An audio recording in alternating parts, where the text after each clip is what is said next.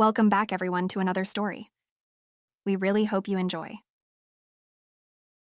After a long night of laughter and drinks with my friends, I stumbled through the door of our apartment. The evening had been perfect, a much-needed escape from the monotonous grind of work. My friends and I had spent hours reminiscing about old times, sharing stories, and indulging in a few too many rounds of celebratory drinks. My cheeks still hurt from laughing so hard. As I kicked off my shoes, the familiar scent of vanilla lingered in the air, a quiet reminder of Lila's presence, even when she wasn't home. Lila, my girlfriend of 3 years, was likely still at the lab. Her late nights had become routine, her brilliance and dedication to her job driving her to push boundaries in ways I could hardly comprehend. She worked at a top-secret biotech lab, and while she rarely shared the specifics, I knew her research was cutting edge, the kind of work that could change lives. She'd always downplay it with a shy smile, but I couldn't help but admire her tenacity and brilliance. I set my keys on the counter and stretched, exhaustion washing over me like a tidal wave. The long day combined with the night's festivities had left me completely drained. My nightly routine was simple: take my medication and collapse into bed. The small orange container sat on the counter, exactly where I'd left it that morning. My head was foggy, and I barely glanced at the label as I unscrewed the cap. The pills were small, identical to the ones I'd been taking for months. Without a second thought, I popped one into my mouth and swallowed it down with a gulp of water. My eyelids felt heavy as I trudged toward the couch, intending to rest for just a moment before heading to bed. The soft cushions enveloped me, and before I knew it, I was drifting into unconsciousness. When Lila returned home, I was already half asleep on the couch. She leaned over and kissed my forehead. "Hey, you're up late," she said softly, brushing a strand of hair from my face. "Just tired," I mumbled, my voice thick with exhaustion. I opened one eye, catching the soft smile on her face. "You must have had a good time tonight," she teased, setting her bag on the kitchen counter. "Your friends really know how to keep you out late, huh?" I chuckled weakly. "Yeah, maybe a little too much fun. How was work? Another late night?" She sighed, pouring herself a glass of water. "The usual, a few breakthroughs, but mostly a lot of waiting for results. It's like the universe knows when I'm tired and decides to slow everything down." I managed a small laugh. "You're amazing. You know that? I don't know how you juggle it all." She walked back over to me, sitting on the edge of the couch. Her hand rested lightly on my arm, and her eyes softened. "And you're sweet. But you need rest too. Come on, let's get you to bed." I shook my head, sinking deeper into the cushions. "I'll move in a minute. Just let me sit here a little longer." She laughed gently, standing up. "All right, stubborn, don't blame me if you wake up with a crick in your neck." As she disappeared into the bedroom, I let my eyes close again, her words and laughter lingering in my mind as I drifted off. The first sign that something was wrong came the next morning. I woke up feeling strange. My limbs felt impossibly light, as if my body had shed the weight of its former self. My skin was soft, almost unnaturally so. There was a delicate curve to my hips that hadn't been there before, and my center of gravity felt entirely alien, as though my body was a puzzle reassembled into an unfamiliar shape. Confused and groggy, I stumbled to the bathroom, my bare feet padding against the cold tile floor. When I caught sight of my reflection in the mirror, I froze. My jaw dropped. The man I'd been the night before had vanished without a trace. In his place stood a stunningly beautiful woman. Her hair, impossibly soft, glinting in the morning light with a natural luster that seemed almost otherworldly. Her face was breathtakingly symmetrical, with high cheekbones that framed large, expressive eyes the color of a twilight sky. Her lips were full and naturally pink, parted slightly in shock as I stared. My eyes traveled downward, and I saw a body that seemed impossibly proportional, curvaceous, yet slender, with long legs that gave an elegant grace to my form.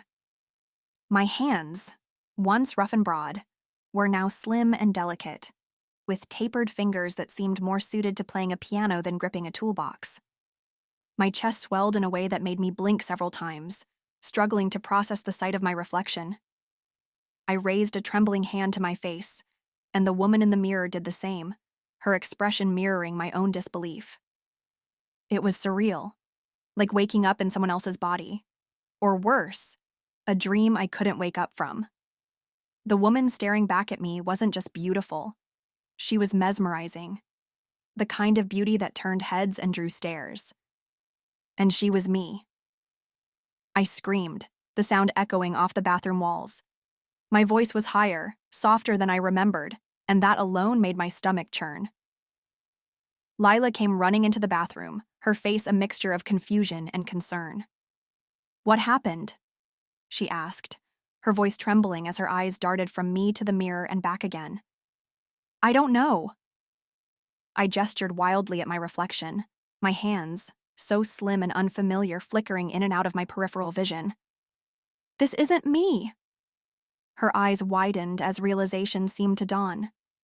She moved quickly to the counter, grabbing the orange pill container. "Oh no," she whispered, her fingers trembling as she read the label. "What?" I demanded, my voice rising in panic. "What do you mean, oh no?" She turned to me, her face pale. "You took one of my pills." I stared at her, the weight of her words slowly settling on me. "What are you talking about? Your pills? Why were they on the counter?" Lila hesitated, biting her lip as she held the container tightly. I've been working on an experimental project. These pills, they're designed to enhance the female body." "Enhance?" My voice cracked. "What does that mean?" Her shoulders slumped, and she avoided my gaze.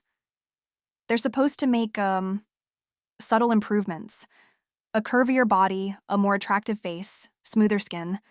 But they weren't meant for..." She gestured helplessly at me. "For you." Oh my God. I leaned against the sink for support, my legs threatening to give out. "So what? I just turn into this?" I waved toward the mirror.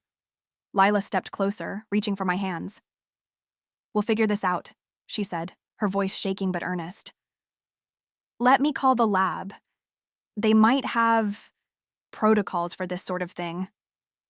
"Protocols?" I barked out a humorless laugh. "You're telling me this has happened before?"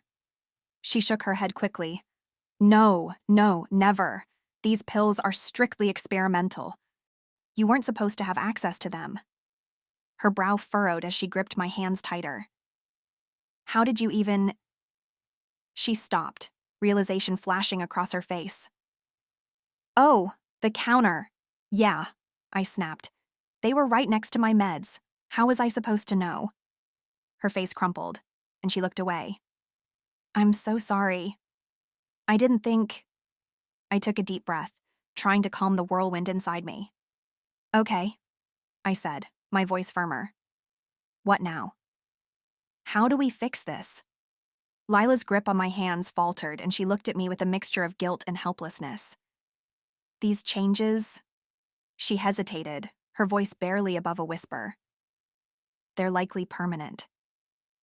The word hit me like a ton of bricks. "Permanent?"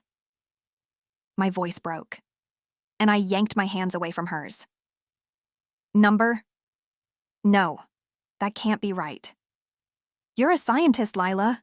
You're brilliant. There has to be something you can do." Her eyes glistened with unshed tears, and she stepped closer, her hands hovering uncertainly. "I'll do everything I can," she said, her voice trembling with emotion. "I promise, we'll figure this out, together." I shook my head, pacing the small bathroom. My new reflection followed every step, taunting me. "This isn't happening," I muttered. "This can't be happening." Lila moved to block my path, gently placing her hands on my shoulders. "Listen to me," she said, her voice firmer now. "I know this is overwhelming, but you're not alone in this. I'll be here every step of the way. We'll figure out how to adjust, Adjust? I snapped, my eyes blazing. You're talking like this is just normal now. Like I should be okay with this. She flinched but didn't let go. I'm not saying that, she said, softly. I'm saying we'll take it one step at a time. You don't have to be okay right now. Just let me help you. Her words were a lifeline, pulling me back from the edge of panic. I looked into her eyes, searching for any hint of reassurance, and found nothing but sincerity. I let out a shaky breath. Okay, I whispered. Okay, but you'd better have some answers soon. She nodded, her relief palpable. I will. I promised days turned into weeks, and every test confirmed Lila's worst fear. The pill had rewritten my DNA, changing me on a fundamental level. My body was now, in every conceivable way, biologically female. Lila was relentless in her research, poring over every detail, running test after test, calling colleagues she trusted to brainstorm solutions. But as the days stretched on, even I could see the futility in her efforts. The changes were irreversible, locked into my very essence. The sheer weight of that realization hit me every morning when I saw my reflection, a reminder of the life I'd been forced to leave behind. But something else started to happen, something I couldn't ignore. Subtle shifts in how I felt began to surface. At first, it was in the small things, a fleeting comfort in my body's movements, the way my new form seemed to carry itself with effortless grace. My skin felt sensitive in a way that wasn't unpleasant, just new, and my voice, while startling at first, began to feel natural when I spoke. My body's new form wasn't just something I saw in the mirror, it was becoming part of who I was, like an old melody slowly finding its rhythm again. Initially, I fought against everything. I resisted the clothes Lila suggested, recoiled at the thought of makeup, and hated the way people treated me differently, as though the world had flipped upside down. I don't need to wear this, I said one evening, holding up a flowy blouse she'd placed on the bed. What's wrong with a hoodie and jeans? Nothing, she said calmly, sitting cross-legged on the bed. But I thought you might feel more comfortable in something that fits better. Fits better? I repeated, my tone tinged with frustration. It's just fabric, Lila. It doesn't matter. She tilted her head, studying me. It does matter. You're holding on to things that don't fit who you are anymore. Who I am, I shot back. I didn't choose this, remember? Her expression softened, and she reached for my hand. I know you didn't, she said gently. But you don't have to fight it every step of the way. Let me help you find what feels right for you. Her words stayed with me, lingering long after the argument had faded. Slowly, I began to let down my guard. Lila's unwavering patience became a balm for my frayed nerves. She guided me through the basics, from finding clothes that complemented my new frame to teaching me how to apply makeup in ways that felt less like a mask and more like an enhancement. The process was awkward at first, but her encouragement made it easier. One night, as we got ready for a dinner outing, I caught sight of myself in the mirror. I wore a simple navy dress, one Lila had chosen, and for the first time, I didn't hate what I saw. You're stunning, she said, standing behind me. Her hands rested lightly on my shoulders, her gaze meeting mine in the reflection. I rolled my eyes, though I couldn't hide the small smile tugging at my lips. Flattery will get you everywhere, I teased. She laughed, the sound warm and familiar. I mean it. You're handling this better than I ever could. Her words stayed with me as we left for dinner, echoing in my mind as I began to see myself not as a victim of circumstance, but as someone adapting to a new reality. Over time, the shock gave way to acceptance, and then to something even more surprising, contentment. I discovered joys I hadn't known before, simple, unexpected things. The camaraderie of women's friendships, where conversations flowed with an ease I'd never experienced before. the quiet confidence that came with expressing myself in ways I hadn't dared to before. I caught myself smiling more often, laughing freely, and finding beauty in the world around me. It wasn't just about the changes to my body. It was about how I felt inside, lighter, freer, and in some strange way, more whole. Lila and I grew closer than ever, our bond deepening as we navigated this new chapter together. What had started as a mistake, an accident we'd both wished we could undo, became the catalyst for a life we never expected but had come to cherish. One evening, as we sat on the balcony watching the sun dip below the horizon, I turned to her and smiled. "You know," I said, my voice soft, "I never imagined this is where life would take me." She reached for my hand, threading her fingers through mine. "Neither did I," she admitted, her voice filled with warmth. "But I wouldn't trade it for anything." Thanks for watching this video. More videos will be coming very soon. If you enjoyed this story, you'll love the story shown on screen or another one from our playlist. Before you go, remember to check out our new Patreon page for more stories, polls, and community chats with me. There is more info in the pinned comment and description. Thanks for watching.